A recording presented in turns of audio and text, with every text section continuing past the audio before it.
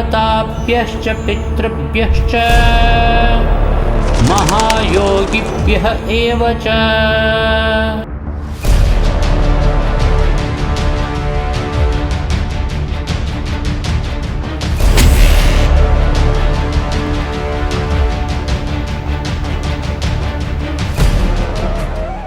नमस्कार दर्शकों, मानव के साथ विडंबना ये बनी हुई है कि आज वो शिक्षित होते हुए भी अपने ही धर्म ग्रंथों का अध्ययन नहीं कर रहा और पूर्व समय से चली आ रही कुपरंपराओं को किए जा रहा है, जो कि मानव के लिए व्यर्थ का भार बनी हुई है। और ऐसी ही एक कुपरंपरा है मृत्यु के बाद पितरों की आत्मा की शांति के लिए पितृपक्ष में किए जाने वाले श्राद्ध, पिंडदान और तर्पण। यह पितृपक्ष भाद्रपद मास की पूर्णिमा से प्रारंभ होकर हर साल आश्विन मास की अमावस्या यानी कि 16 दिन तक चलता है और हिंदू धर्म में इन्हीं 16 दिनों में पितरों को तृप्त करने के लिए तर्पण, पिंडदान और श्राद्ध करने की परंपरा है, जिसे धर्मगुरुओं द्वारा विशेष रूप से करने के लिए कहा जाता है। और इसी संदर्भ में कबीर परमात्मा जी कहते हैं, जीवित बाप से लट्ठम लट्ठा मुँहे गंग पहुँचैया, जब आवे आ सोच का महीना कहुआ बाप बनैया। दर्शकों, अब आपको बता दें कि मरने के बाद की जाने वाली सभी क्रियाएं भूत पूजा कहलाती हैं, जैसे अस्थिया विसर्जन, 6 माही, 13वीं, 17वीं महीना, बरसोदी, श्राद्ध, पिंडदान, ये सभी क्रियाएं मृत व्यक्ति के निमित्त की जाती हैं और इसीलिए ये सभी क्रियाएं भूत व पितृ पूजा है। और भूत पूजा, श्राद्ध, पिंडदान आदि क्रियाओं को करने का आदेश व निर्देश गीता और वेदों में नहीं है, क्योंकि पवित्र गीता जी के अध्याय 9 श्लोक 25 में लिखा है कि भूत पूजने वाले भूत बनेंगे, पितरों को पूजने वाले पितरों को प्राप्त होंगे। तो इससे सिद्ध होता है कि भूत पूजा, पितर पूजा, श्राद्ध, पिंडदान ये सभी शास्त्र विरुद्ध मनमाना आचरण है, जिसे गीता अध्याय 16 श्लोक 23 के अनुसार न सुख होगा, न कार्य सिद्ध होगा, न गति मिलेगी और न ही पूर्वजों की गति होगी। वहीं मार्कंडेय पुराण में रौच्य ऋषि के जन्म की कथा में लिखा है कि एक रुचि नामक ऋषि था और वह ब्रह्मचार्य का पालन करते हुए वेदों अनुसार साधना करता था। एक रुचि नाम के ऋषि थे,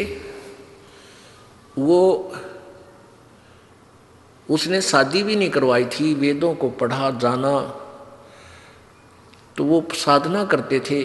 40 वर्ष की उम्र हो गई थी, 40-45 वर्ष के प्रौढ़ हो गए थे। एक दिन उसको उनके 4 पूर्वज यानी पिताजी, दादाजी, परदादाजी और तीसरा दादाजी वो दिखाई दिए। उन्होंने कहा, बेटा रुचि, तूने शादी क्यों नहीं कराई? आप शादी कराओ, हमारे श्राद्ध निकालो। तो रुचि कहता है, पितरमहो, वेद में ये कर्म कांड, श्राद्ध आदि निकालना तो मूर्खों का मार्ग बताया है, अविद्या कही है। फिर आप मुझे क्यों इस शास्त्र विरुद्ध साधना में लगाना चाहते हो? पितर भी स्वीकार करते हैं कि हाँ बेटा, ये तो सही है कि वेद में इस कर्म कांड को अविद्या ही कहा है। फिर भी कहते हैं ऐसा है वैसा है। उसको मूर्ख बनाने के लिए अपनी वो तिगड़मबाजी लगा के उस प्यारी आत्मा को भी डरा धमका के और अपने साथ नरक में डाल लिया। अब जब खुद कह रहे हैं कि वेद में सही लिखा है कि ये तो है मूर्खा की पूजा, और फिर कहते ना बेटा तो ये तो करना ही पड़ेगा, या कोई बात हुई? अब देखिएगा मार्कंडेय पुराण, इसमें आपको दिखाते हैं रुचि ऋषि की कथा। ये मार्कंडेय पुराण है, मार्कंडेय पुराण, सचित्र मोटा टाइप, केवल हिंदी, संक्षिप्त, गीता प्रेस गोरखपुर से प्रकाशित है। गीता प्रेस गोरखपुर जो है हिंदू समाज के लिए ISI मार्क है। मार्कंडेय पुराण सब गीता प्रेस गोरखपुर से प्रकाशित है। प्रकाशक हैं एवं मुद्रक गीता प्रेस गोरखपुर, गोविंद भवन कार्यालय, कोलकाता का संस्थान। इसके 243 पृष्ठ पर 42 पे आपको दिखाते हैं। पृष्ठ नंबर 242, संक्षिप्त मार्कंडेय पुराण रोच्य मुनि की कथा, रोच्य मुनि की उत्पत्ति कथा। मार्कंडेय जी कहते हैं, ब्रह्मन पूर्व काल की बात है, प्रजापति रुचि ममता और अहंकार से रहित इस पृथ्वी पर विचरते थे। उन्हें किसी से भय नहीं था, वे बहुत कम सोते थे। उन्होंने न तो अग्नि की स्थापना की थी, उन्हें अपने लिए घर ही बना रखा था। वे एक बार भोजन करते और बिना आश्रम के ही रहते थे। उन्हें सब प्रकार की आसक्ति से रहित एवं मुनिवर्ती से रहते देख उनके पितरों ने उनसे कहा। पितर बोले, बेटा, विवाह स्वर्ग और अपवर्ग का हेतु होने के कारण एक पुण्यमय कार्य है, उसे तुमने क्यों नहीं किया? गृहस्थ पुरुष समस्त देवताओं, पितरों, ऋषियों और अतिथियों की पूजा करके पुण्यमय लोकों को प्राप्त करता है।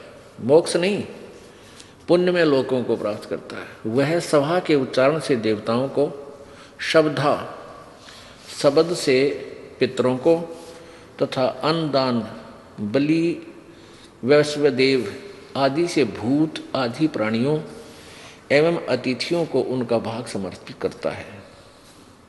पितृ पूजा, भूत पूजा, ये कर्म कांड है। बेटा, हम ऐसा मानते हैं, गृहस्थ आश्रम को स्वीकार न करने पर तुम्हें इस जीवन में क्लेश पर क्लेश उठाने पड़ेंगे तथा मृत्यु के बाद और दूसरे जन्म में भी क्लेश ही भोगने पड़ेंगे। रुचि ने कहा, पितरगण, ये देखो, ये सारे भूत इकट्ठे हो रहे, ये देखो, ये रुचि ऋषि खड़ा है नीचे और ये ऊपर चारों भूत इकट्ठे हो गए, इसको देखिए। अब न्यो पितार दादार परदादार चौथा दादा दिख जा, कलदा बैठ जा आदमी का है, तेरे भूता ने नो डगम कर रखे हम। तो ऐसे फिर कुछ श्रद्धा बन जाती है। जो ना बेरा एक कुएं में गिर गया, कोई दरिया में बह रहा है, मान लिया आपका पिताजी, तो आप उसको गेल छलांग लगा के क्या उसको बचा सकते हो? नहीं।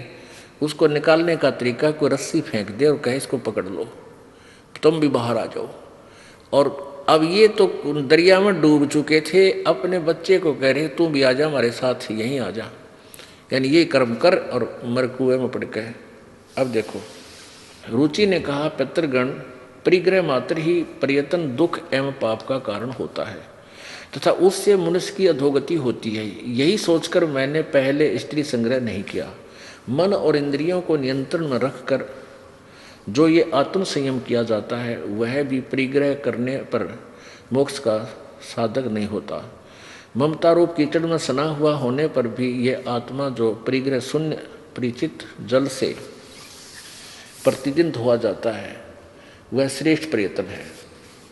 पितर बोले, बेटा, जितेंद्रिय होकर आत्मा का प्रश्न करना उचित है, किंतु तुम जिस मार्ग पर चल रहे हो वो मोक्ष मार्ग है।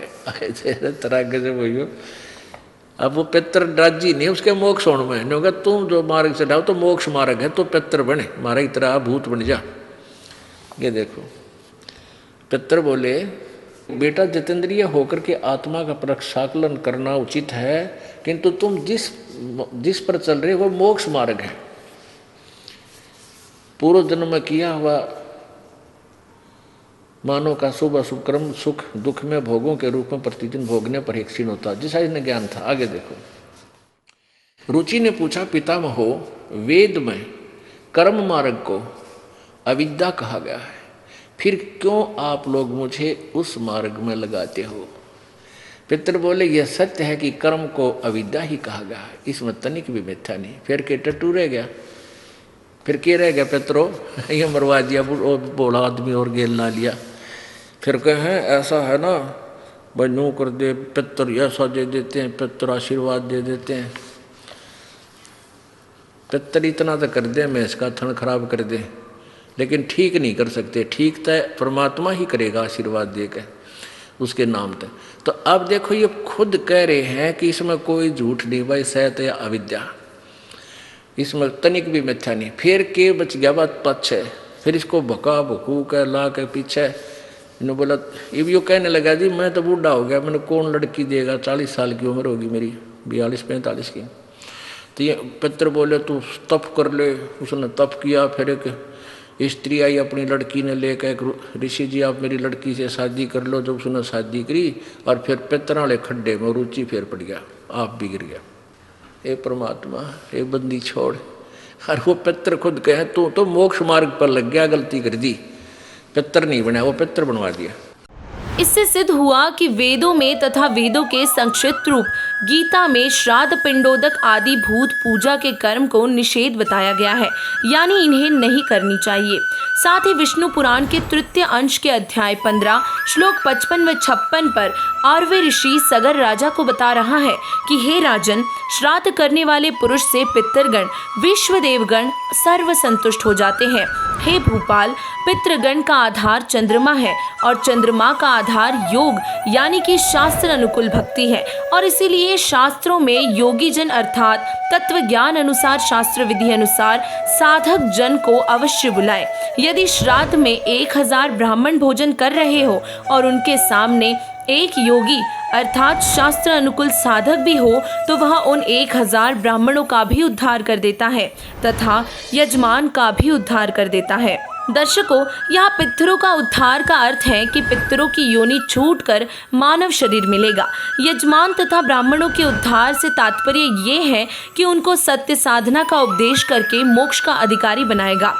तो वही योगी की परिभाषा बताते हुए गीता ज्ञानदाता गीता अध्याय 2 श्लोक 53 में कहा है कि हे अर्जुन, जिस समय आपकी बुद्धि भिन्न भिन्न प्रकार से भ्रमित करने वालों के ज्ञान से हटकर एक तत्व ज्ञान पर स्थिर हो जाएगी, तब तू योगी बनेगा अर्थात भक्त बनेगा और योग को प्राप्त होगा। भावार्थ है कि तत्व ज्ञान के आधार से साधना करने वाले ही मोक्ष के अधिकारी बनते हैं।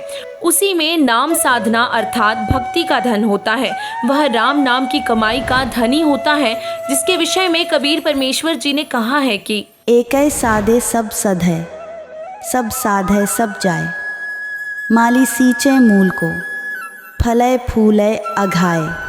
तो वही सूक्ष्म वेद में इस शास्त्र विरुद्ध धार्मिक क्रियाओं यानी कि साधनाओं के विषय में कहा गया है, कुल परिवार तेरा कुटुंब कबीला, मसलित एक ठहराई, बांध पीजरी ऊपर धर लिया, मरघट में ले जाई, अग्नि लगा दिया जब लंबा, फूंक दिया उस ठाई, पुराण उठा फिर पंडित आए, पीछे गरुड़ पढ़ाई, प्रेत शिला पर जा विराजे, पितरो पिंड भराई, बहुर श्राद्ध खान को आए, काग भये कलिमाही, जे सदगुरु की संगत करते, सकल करम कट जाई, अमरपुरी में आसन होता, जहाँ धूप न छाई।